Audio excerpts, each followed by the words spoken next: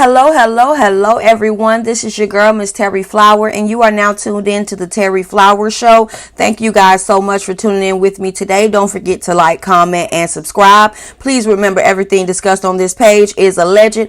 All photos and all of that stuff that's going to be used is for fair use purposes only, okay?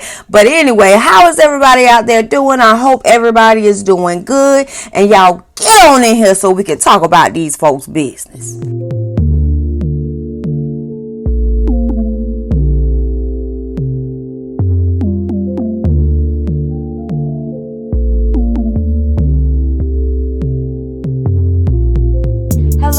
Hello, everyone. This is your girl, Miss Terry Flower, and you are now tuned in to the Terry Flower Show. Don't forget to like, comment, and subscribe. Thank you guys so much for tuning in with me today. Anyway, we are here today to review Love and Marriage Huntsville Season 6, Episode 28. So they say. So let's go ahead and get into it. The episode picks up where we left off with Stormy, Courtney, Marceau, Tisha, aka the knock-knee and the delusional. Everyone is out and they're shooting pool, and we pick up on the part where Marceau was bringing up the fact that Stormy said that in her culture, the B word is used quite frequently. Y'all remember what happened toward the end of last episode. Stormy got upset about it or whatever like that. She walks off, takes a phone call. She don't want to deal with this pool game no more or whatever like that. Stormy gets in the confessional and says the condescending way that Marceau used culture. I'm like, girl, you fishing for any reason to be mad. Child, you was wrong for calling that man a bitch. And baby, if you could admit that and be an adult about it and move on, we could be done with this whole damn situation. But whatever, child. Back to the scene, honey. So Tisha says, why would y'all invite us out and now y'all don't even want to shoot pool anymore? Y'all finna go or whatever like that. And Stormy said, well, y'all was like an hour and a half late. When things come up, you just gotta go or whatever like that. And Marceau was like, Marceau got a confessional. Marceau say, they got this weird thing with just wanting to call me a bitch. It's like, if they can't call me a bitch, we can't be friends. Child, this is a fool, honey. And Tisha made a very great assessment of Stormy. Tisha said that Stormy seemed like she just like to hear herself talk. And then when you call her out on her stuff, then she want to catch your attitude. I think so. I think that's what it is, you guys. Whatever, we're going to go and keep moving. Marceau says, it's like we came to play pool and they came to be weird. So Marceau addresses everybody. He was like, if you guys want to continue to get to know each other, I'm all for it. But, if we ain't going to be able to do that, then we could just be passersby. Okay? And doggone Stormy's Lord. Stormy said, yeah, I'm actually cool on it, because I don't like the energy. Girl, you're bringing the negative ass energy. Do you not like yourself? I'm confused. Anyway, Stormy say that she been not liking the energy since she last met up with Tisha. Tisha over there in the corner. Tisha say, my energy? Well, I'm glad you calling it out, I don't get why you would not like my energy and then invite us out. That don't even make sense. Girl, Tisha was tickling me, baby, because when I tell you Tisha ain't give a damn, okay? She didn't give a damn. Doggone Stormy Thompson, cause Marceau like the gas like she was in the confessional. Marceau like the gas like, and I'm deep in my bed like a grandma with a peppermint. I was like, who is everybody? Is everybody like some rappers or something? Because when we came back to the scene, Marceau was like, I'm losing associates and gaining peace. It seemed like a fair trade to me. I was like, okay, so he Drake now. I ain't got time for these folks. We gonna go keep moving. They just in that scene with doggone Tisha and Marceau coming to the agreement. We ain't doing no more double dates with people we don't know. Only the people that we know. Okay. In the next scene, we meet up with Kimmy and Maurice. They're at their house and they're getting ready to have a sex therapist come over. And before we even get into this scene, I just want to say I'm so tired of hearing about these folks' bedroom life or a non-bedroom. I don't give a damn. I'm so tired of hearing about them and how they ain't hunching. Child, oh my goodness. It went me out. Sex therapist comes on in. Her name is Dr. Fuller. She lets them know how this session is going to go. She's going to separate them, and then she's going to have a group session with them. So first, we're starting off with Kimmy. Kimmy explains to the sex therapist, that she got diagnosed with cancer. She had to go through all this different chemo and all of the things that she had to go through as of late. And she was just like, even on my days where I'm not feeling ill, I don't feel sexual, and she's like, my libido is just all but nothing. She's explaining that to the woman. Then the woman has Maurice come in there and sit down, and you already know the first thing his ignorant ass got to say. I feel like it's all in her head. It's all in her head. I said, this nigga. So the therapist asked both of them she still got them in separate sessions, but she asked both of them to rate their intimacy. Kimmy gives their intimacy a 4. Maurice gives it like a 2 or a 3. Then the therapist asks Kimmy, do you feel like he is insensitive to your needs? Absolutely he is. I've been telling y'all for the last few reviews, every time they bring this up, I really don't think Kimmy likes him as a person. You know what I'm saying? Because I don't know why Negroes don't realize if I'm asking you for help in other areas and there's other ways that you can make me smile and you're not doing that, I'm bringing concerns to you and you ignoring them. You think I'm going to want to hunch on you, baby? No. I'm not. Okay, but whatever. We're going to go on and keep moving. Kimmy says that she wouldn't say that Maurice is insensitive to her needs, but he just places his as a priority. And I was like, well, Kimmy, doesn't that mean he's insensitive? We're going to go and move on. So the lady brings them together and she's like, we're going to see how I can help you guys. So she basically asking them, what does intimacy look like to you? And Kimmy says her love language is acts of service. Didn't I tell you? Whatever, we're going to go and keep moving. And Maurice says, yeah, she want me around the house doing shit. Yeah, nigga, get busy, lazy ass boy. Kimmy tells us in the confessional, you know, when they first got together, he used to be laying tile and doing all of this stuff, you know, and she was like, you know, being a single mom and having to do everything and now being with someone that can do that stuff for you. Maurice was like, oh, you know, I've never heard you put it in those words, you know, that correlating between you being a single mom and having to do everything to now not being in that position anymore. You're going to get a whole lot more acts of services from me. Shut up, nigga. She been saying the same thing since we met y'all. Shut your ass up. In that scene with the lady giving them a little homework, Kimmy gonna sit on Maurice's lap. They gonna gaze each other and look at each other in the eyes and talk about anything. It ain't gotta be nothing serious. It just need to be distraction free. So Kimmy can get her sexy back and Maurice can have his wife sitting on his lap. Whatever. We're gonna go ahead and move on. In the next scene, we meet up with the Fletchers. They are at the Cowboy Bar and they done called everybody so everybody can come up here and go out to eat and all this good stuff. So we see doggone Stormy and Courtney get there. Then we see Maurice and Kimmy get there. And then we see Marceau and Tisha come in the door. And everybody greeting each other and stuff like that. Doggone Courtney greeting Marceau. They shake hands, no issue. Marceau already know how Stormy energy is. He just waving her ass. Tisha goes over there to give Stormy a hug. Stormy in the confessional telling him, I don't know why Tisha came over to give me a hug. I really feel like she trying to fuck with me. You know, I really feel like she trying to get a reaction out of me, but I'm not going to get her the reaction. Girl, you are in a beef with your damn self, girl. Your husband ain't in this beef. Marceau ain't in this beef. Or Tisha. Don't nobody give a damn about what you got going on in your crazy, cryptic ass mind, ma'am. Lord. Child, so Mel get there. Mel look cute in her little zebra, whatever little print that was, honey. She look real cute in her little dress, honey. She like, what you say? She all excited. Child, then Martell came through that door, girl. If looks could kill, that look on Mel's face, girl, it would have been all type of holes off in Martell's shirt, child. So, Nell lets the group know we got all you guys here for a reason. Y'all ready? Y'all ready? Y'all want to know? We going to Houston. And you can't say no. Everybody is going. Nell lets us know in the confessional that her only reservation is she don't want to be in the same house with Martell. Understandable. She was like, as long as she on a separate side of the house and her door can lock, then maybe she could be fine. And baby, we get it. All right, now. Then they look over at Stormy and Courtney. They're like, you guys excited? Y'all excited? They over there sipping, over there squeezing lemons and shit. Here go Kimmy. So, but yeah, you guys should be fine because y'all worked it out with Tisha and them, right? Y'all done worked it out. Marceau over there in the corner shaking his head no, like, bitch, leave it alone, leave it alone. Courtney say, oh no, we good, everything straight now, we good. Courtney, we know you good. We trying to figure out about your mess ass wife. How she doing? Is she okay? So Kimmy pulls Stormy to the side and she's like, you know, Tisha let me know that y'all had a conversation, but she was a little unsure if you guys were back on track for everything to be fine. Stormy like, I don't know if there's even a track. Then you got Tisha over here on the other side, honey, with doggone Miss Nell. And Miss Nell was like, you know, are y'all okay? Tisha like, we fine. We fine. Tisha got that look on her face like what she really want to say it. Girl, I don't give a damn about what's going on with Stormy. Mel is me. Mel say, so why wouldn't they be fine? What's going on? That's me. Tell me what's happening. So Miss Fletcher was like, well, you know, about the whole website situation. And Tisha was like, yeah, my web designer used it or whatever. That stupid shit that Tisha did. Now copied the girl whole damn return policy. Done left a damn email in there, blaming it on the web designer, honey. And then damn Stormy over there telling Kimmy about it. And she was like, well, when I talked to Tisha about it, I feel like I was met with, well, it wasn't my fault. It wasn't my fault.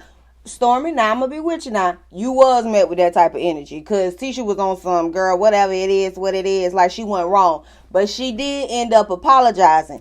Your ass just went home and rethought about that situation and was like, this bitch was really trying to play with me. Now you mad. And it's like, girl, it ain't that deep. It ain't that deep. Either sue her ass or build a bridge and get over it. All right now. Stormy over here trying to express herself to Kimmy, but her vocabulary is so low she can't really get it out because she like, I'm just like tug and pull, and if you say anything condescending, I'm like, and you know, like, and I'm like, girl, what the hell is you saying? You ain't saying shit. Get to it, baby. Get your words together. Good God. She wearing me the hell out now. That's how I know your ass ain't really got no reason to be mad. You can't even fill in the goddamn blanks. Stormy says she got 2 speeds on her bike. She got a yo, what's up? And don't fuck with me. And she was heading to don't fuck with me real fast. Okay. Kimmy in the confessional saying what we all thinking. She like, girl, yeah, we know Marceau is a gaslighter. He's an asshole. He's condescending. But baby, the same thing could be said about Stormy. She's a gaslighter. She's condescending. Like, girl, what the hell? Didn't I just say that earlier in this episode? Girl, what, you don't like yourself? Okay, we're gonna go move on. So Kimmy asked Stormy, do you think maybe y'all could talk about it again, you know, until the point where you guys are able to resolve the issue? And she like, no. She like, that was it. She done with it. Then they go over there to Nell and Mel and all of them standing over there, whatever. Like, do y'all think y'all gonna be okay for the trip or whatever? And Marceau just like, man, get over it. And I'm with him, man. Build a bridge and get over this shit, okay? I'm sick of hearing about it. All right, now. Kimmy and Stormy go back over there with the group, and then they separate. The men go with the men, the women with the women. So, child, Chris with his messy ass, and I love it, honey. So, he over there, they asking not Marceau. They asking Martell, you know, are you going to bring anybody with you or what? And you going to import somebody? And he was like, you know, I know a few or whatever. And he go, Chris Thompson, not only do we not have a woman, she ain't even got your last name. Or whatever like that. And then Martell Thompson, well, did she change it legally or whatever? Chris said, yeah, she read it at the name change party. I love it. Rub it in his goddamn face. Martell Thompson, see they over there supporting bullshit. So Miss Nell is over there asking Mel how she feel about the group trip. And Mel just like, just keep me far away from Martell as possible. Make sure my room got a lock on it so I can feel comfortable. Also, if we're going to be doing little group stuff or whatever, don't be pairing me up with him because it ain't all good and dandy, all right? And Miss Nell say, don't worry, girl. We already done talked about that. You ain't got to worry about that. After they got all that mess settled, Miss Nell decides to go and ride the bull, honey. So she get up there, she riding the bull, child. Marceau in the confessional tossing, now Nell riding that bull. I was like, look at you, little freaky ass little boy. They in that scene with Marceau saying that he can't wait for this Houston trip, you know, because it seemed like they're going to have a really good time. And I must say, the Fletchers do seem like they cool to hang out with. Seem like they're a good time. All right now. The next scene, we meet up with everybody in Texas. And everybody got their own little names. So Melody is the Saloon Slinger Sally. Martell is Tantrum Todd. Marceau is Slippery Pete. Letitia is Grumpy Gus. Okay. Maurice is Curly. Kimmy is Whiskey Lips. Courtney is Wildcat Willie. Stormy is Twitchy Trigger. Chris Fletcher is Rusty Razor. And Nell is Juggle Spurs. All right, now, so let's go ahead and get into it. So the Fletchers get there first to the house. And first off, let me just say this, honey. The house is nice, all right? But anyway, honey, the Fletchers going through there. They like, we got to get here first to make sure we're able to greet our guests. And Chris Fletcher like, yeah, so we can pick out our room, all right? So they find the master bedroom, and Chris like, okay, this gonna be our room. And Nell was like, well, first let me make sure Mel is good, because she already told me she want to make sure she's separated from Martell. And Chris say Mel is gonna be just fine, but this is our room. Right in the midst of him saying that, Mel comes to the door. Mel like, Fletchers, I know y'all here. They corner. Oh, girl. Mel just go ahead and lays out her ground rules. Don't even be playing. Don't even be pushy with nothing concerning me and Martell. Don't even put our names in the same sentence. Okay? All right, these are my guidelines and my rules for this vacation. All right, and then in the midst of her saying that, we got Martell coming through the door. Now I'm gonna pause for the calls real quick. Now maybe I'm tripping, and y'all tell me if I'm wrong. But is it me, or does it seem like every time Mel comes somewhere, Martell is like right behind her? That's their timing is real strange. I don't know. It probably ain't nothing. It ain't nothing. It's just they call time, but strange. We're gonna keep moving. So Chris Fletcher lets Martell know that the only person there so far is Mel, and he like Mel and Nell. He like Mel or whatever like that. So Martell is in the confessional telling us that, you know, him seeing Mel anywhere, it doesn't bother him at all. He's not uncomfortable while he's sitting there adjusting his suit like he's uncomfortable. But child, whatever, honey. So Mel and Nell come from the back room or whatever, and Martell speaking to them or whatever. Miss Nell, of course, she speaks, gives Martell a hug. Mel give his ass the peace sign and keep walking. So everybody else starts showing up. You got Maurice and Kimmy, then Letitia and Marceau, everybody getting there. And the Fletchers was like, hey, the Whitlows ain't coming. They got a family situation. But anywho, next thing we want to do is get to showing everybody their rooms. We had basically already kind of placed everybody in their room based off of the relationships. Tisha's standing there looking confused. And I'm like, girl, what the hell is you confused for? This why your ass can't organize no damn event. Because they did exactly what the hell they were supposed to do. But whatever, we're going to go ahead and move on. So now they finna walk through the house and show everybody their rooms. Now, as the Fletchers is showing everybody their rooms and stuff like that, they mad that all the rooms are Jack and Jill except for the master room. And I'm like, y'all some ungrateful pieces of shit, honey. This is a big ass house. These are nice rooms. Child, enjoy yourself and relax, and thank God the person that you jacking and jilling with ain't somebody your ass hate. And of course the people that is hosting the party gonna have the best room. Child, where the y'all from? All right, whatever, we're gonna keep moving. So Nell and Chris is downstairs getting food ready for everybody. And then we go up to Kimmy and Maurice's room, honey. And I'm thinking since they on vacation, maybe this might help them be a little frisky, child. Please. Kimmy done seen some shit online on this damn flight here. Honey, Kimmy say, and all that foolishness that you was acting like was nothing. Now I got to see all over the internet my husband talking about having sex with his wife with cancer. That was foolishness and you did not protect me. Okay? And they give us a flashback of when Maurice did that damn interview with Carlos King. Talking about damn Kimmy is doing a great service by rolling over and taking it. Girl, when I tell you can't make this shit up, I say, I know this. We're going to go ahead and move on because, girl, what the? So back in the scene, doggone Kimmy telling Maurice that he owed her family an apology. He owes her mother an apology. And she was in the confessional telling us sometimes he do stuff like this and he'll be like, it's a joke, but it really didn't land. And I'm like, Kimmy, get the hell out of here. That nigga was not joking, baby. Okay, whatever. We gonna go ahead and move on now. Next we go into the room with the knock-knee and the delusional, aka Tisha and Marceau. And Tisha is in there saying how she's upset, that the Whitlows ain't coming. They normally be on drink duty. You know what I'm saying? And then Marceau was like, I wonder why they ain't coming. And then she brings up that she ran to Tiffany when she was out shopping. And Tiffany was like, postpartum depression is real. And then she was like, I was looking at baby Ace with his little cute self. And speaking of baby Ace, and I've been I was really sick lately, and the last time I remember feeling like that is when I was pregnant, And so I took a pregnancy test. You took a pregnancy test? Marceau said that's funny that she done took this damn pregnancy test because he got a vasectomy. And Tisha said, I know 3 people who husbands have vasectomies and they still got pregnant. And Marceau said, well, do they babies look like their husband? I said, well, they... He get in the confessional. He say Tisha has 2 master's degrees. And so I'm pretty sure she know. Okay? Ain't no way. Okay? Hun. Just say, oh, well, it was negative. Of course it was negative. He's still in the confessional time. So we not talking about the pregnancy test. We talking about the fact that in order to get pregnant, you got to have sex with somebody who can get you pregnant. So it's like, who did she have sex with to make her think that she was pregnant? Marceau say he's speechless. Tisha say, well, you can go on down there and get you a drink then, She was like, I don't like your response or whatever like that. He like, if you were pregnant, my first thing I would think wouldn't be, oh, the vasectomy didn't work. It would be get a fucking blood test, And she was like, and I would leave your ass right after you got the blood test. And he was like, how you gonna leave somebody who already left you, I said, what?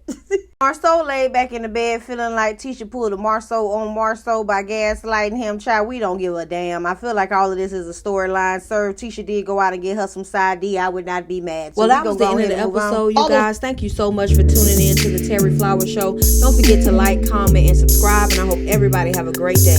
Peace.